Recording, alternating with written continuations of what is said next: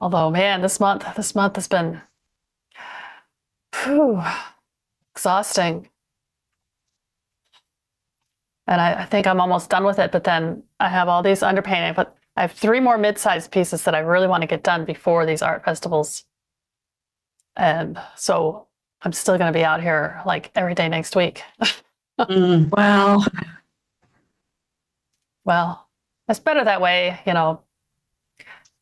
as if I know that I have enough inventory, then the whole trip will be so much more, less stressful. Yeah.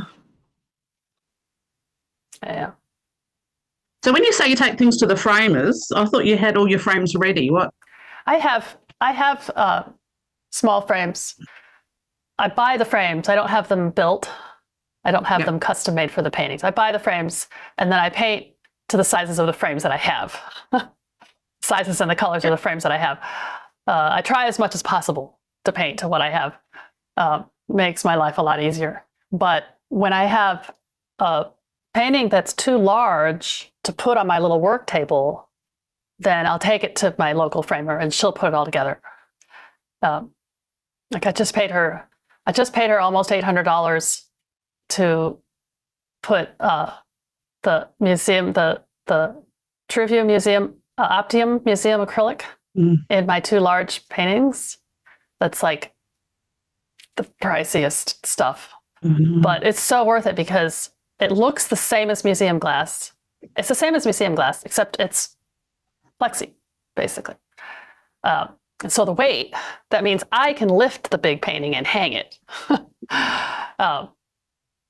If it was regular glass, I'd have to have somebody helping me lift it probably, or helping me to hang it, and then, keeps the weight down when traveling in a vehicle and all that. And plus it's a selling point too, and the larger paintings, they're, between $3,000 and $5,000, depending on the size. And so when I tell them that that's a $500 piece of Optium Museum acrylic in there, it's kind of a selling point. So unfortunately that's wholesale price, not even retail price. But you always have to use. I mean, you can't get away with no glass, can you? No matter what you do, really. No. Well, there are ways of sealing. There are methods of sealing pastel, but in my opinion, it turns it into a different medium. Yeah. Then you're talking, whatever those that you're putting on it becomes part of the painting, So plus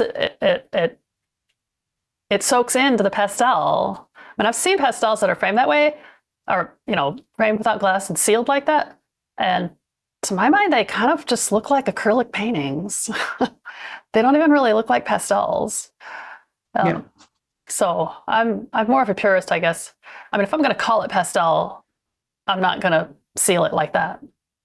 I'm not against, I have experimented. I'll show you. I'm not against sealing completely, to not have to deal with glass. Oh, where did I put that? Oh, somewhere I have. Oh, here it is. Okay, I have this little painting that I started underpainting a bunch of little abstracts and 4x4s. This is on ampersand gesso board, and this is pastel, and it's got the several layers of the Spectrafix